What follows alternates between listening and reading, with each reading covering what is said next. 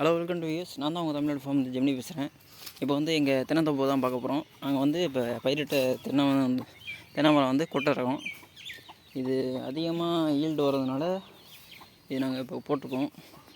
நம்ம சைடே இப்போ தான் ஃபஸ்ட்டு போட்டிருக்கோம். இந்த தஞ்சாவூர், திருவாரூர் அந்த சைட்லேயே இதோட பேர் வந்து ராம்கங்கா.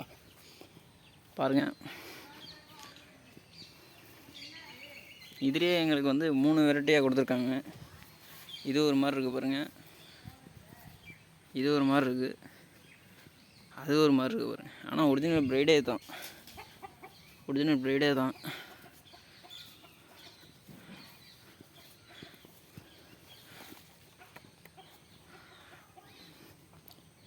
இது வந்து 37வது மட்டையிலேயே பாலை விட்டுரும்.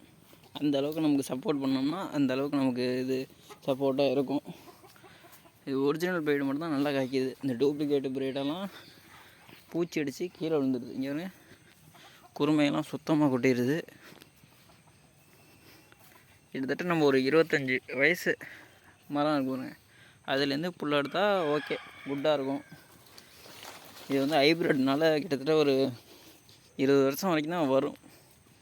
அது 20 வருஷம் வரைக்கும் நல்லா அதிகபட்சமாக காய்க்கும். அதுக்கப்புறம் இதோட ஈல்டு வந்து குறைஞ்சின்னு சொல்லியிருக்காங்க. நமக்கு அந்த இது வரைக்கும் காய்ச்சாலே ஓகே தானே. இங்கே தான் 8 வருஷத்துக்கு ஒரு வாட்டி புயல் வருது. புயல் வந்து எல்லாத்தையும் ஒரே மட்டம் இங்கேன்னு ஃபுல் அண்ட் ஃபுல் சாஞ்சிருக்கு பாருங்கள். இதெல்லாம் கஜா புயல் கிட்டத்தட்ட ஒரு 10,000 காய் வெட்டணும். இப்போ வந்து ஒரு 2,000 காய் தான் அந்த பெரிய மரத்துலேருந்து வெட்டிக்கிட்டு இருக்கோம். எல்லாம் கஜா புயல் வெயிட்டு.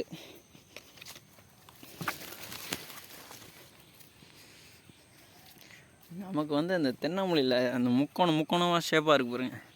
இந்த இவங்கெல்லாம் வெட்டி இந்த காண்டாமிருகம் வண்டு தான் அதிகமாக தொல்லையாக இருக்காங்க. அதுக்கு என்ன பண்ணலாம்னு நீங்கள் சொல்லுங்கள். மறக்காமல் எந்தெந்த ஊர்லேருந்து பார்த்துக்கிறீங்கன்னு கமெண்ட் பண்ணுங்கள். காண்டாமிருகத்துக்கு வண்டுக்கு என்ன வழி?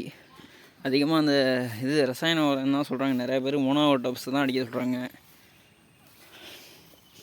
ஏன்னா அதுதான் கண்ட்ரோல் ஆகுதுன்னு சொல்கிறாங்க. நான் ஒரு டிப்ஸ் வச்சுருக்கேன். ஒரு மண்பானை எடுத்துக்கங்க. மண்பானையில் ஆமணக்கு புண்ணாக்குன்னு இருக்கும் பாருங்க, அதை ஒரு 1 கிலோ வாங்கிங்க. வெல்லம் இல்லைன்னா நாட்டு சர்க்கரை அது ஒரு 1 கிலோ.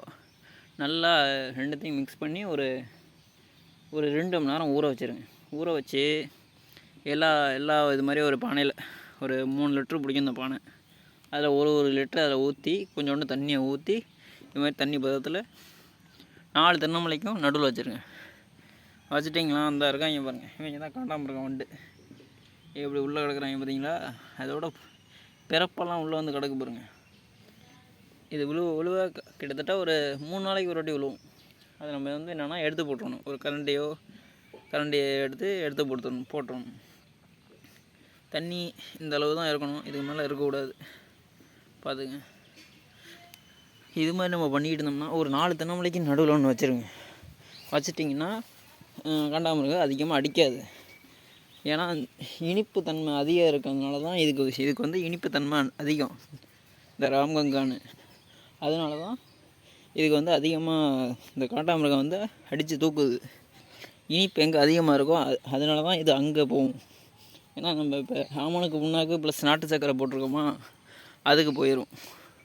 ஏன்னா இதோட இனிப்பு அதிகமாக இருக்கிறது அதில் தான், அதனால் அதில் போயிடும். இப்போ நம்ம நாட்டு தென்னமலைனா பார்த்துருப்பீங்க, அது கொஞ்சம் இனிப்பு வந்து கம்மியாக இருக்கும். அதனால் அதில் வந்து அதிகமாக அடிக்காது. இது வந்து தேங்காய்க்காக இல்லை, இளநீக்காக போடுறது.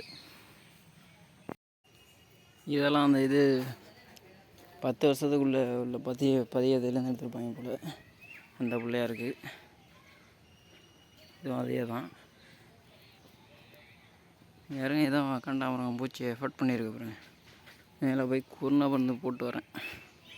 ஒரு 2 வருஷம் வரைக்கும் நீங்கள் கம்பல்சரி ஒரு 10 நாளைக்கு ஒரு வாட்டி குருணை மருந்து போட்டிங்கன்னா வச்சுக்கோங்களேன், ஓரளவு உங்கள் பிள்ளைய காப்பாற்றிடலாம். வேறு வழி இல்லை.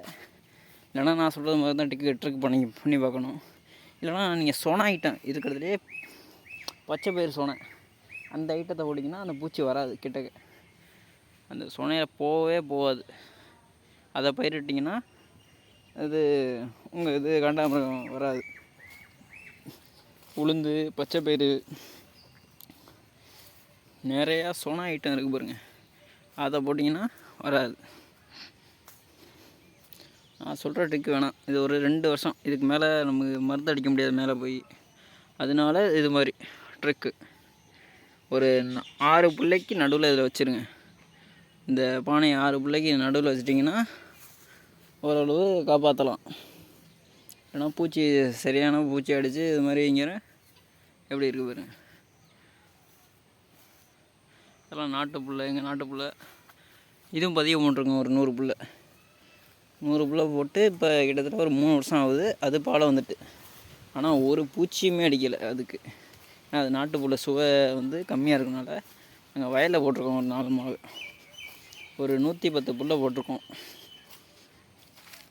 25 அடி 25 அடி அகலம் போட்டு ஒரு 2 வருஷம் வரைக்கும் கொரோனா மட்டும் போடுங்க, கண்ட்ரோல் ஆகும். அதுக்கப்புறம் இந்த மாதிரி பானை வச்சுருங்க. அதிகமாக என்ன பூச்சி வரும்னா அந்த இது கண்டாமிருகம் வண்டு, அப்புறம் ஒரு நோய் வரும், இலையெல்லாம் சுருண்டுக்கிட்டு. அது சுத்தமாக பேத்துருங்க. அது வந்து எந்த யூஸும் கிடையாது. அதில் இலையெல்லாம் சுத்தமாக சுருண்டு இருக்கும். சுத்தமாக பேத்துருங்க. அதை அதிகமாக அந்த ஓட்டை போடுவாங்க கீழே தான் நீங்கள் பார்த்துக்கணுமே. கீழே சுத்தம் பண்ணிக்கணும். ரொம்ப அடசலாக இருக்குது. இந்த மாதிரி சுத்தமாக ரவுண்டு பண்ணி வச்சுட்டிங்கன்னா அதுலேருந்து ஏறி தான் வருவாங்க. தண்ணி கிடந்ததுன்னா தண்ணி எவ்வளோ அதிகமாக இருக்கோ அவ்வளோ சீக்கிரமாக வந்துடுவாங்க அவங்க.